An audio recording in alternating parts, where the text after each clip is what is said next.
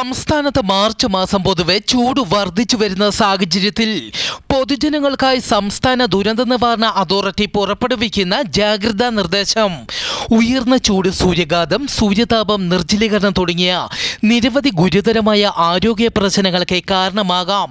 പകൽ 11 മണി മുതൽ 3 മണി വരെയുള്ള സമയത്തെ നേരിട്ട് ശരീരത്തെ സൂര്യപ്രകാശം ഏൽക്കുന്നത് ഒഴിവാക്കുക.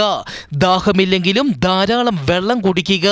നിർജ്ജലീകരണം ഉണ്ടാക്കുന്ന മദ്യം, കാപ്പി, ചായ തുടങ്ങിയ പാനീയങ്ങൾ പകൽ സമയത്തെ ഒഴിവാക്കുക.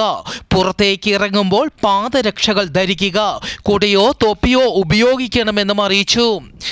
ആറ്റുകാൽ പൊങ്കാല പ്രമാണിച്ച് നാളെ മാർച്ച് 3-ന് തിരുവനന്തപുരം ജില്ലയിലെ എല്ലാ വിദ്യാഭ്യാസ സ്ഥാപനങ്ങൾക്കും സർക്കാർ, അർദ്ധ സർക്കാർ സ്ഥാപനങ്ങൾക്കും ജില്ലാ കളക്ടർ അവധി പ്രഖ്യാപിച്ചു.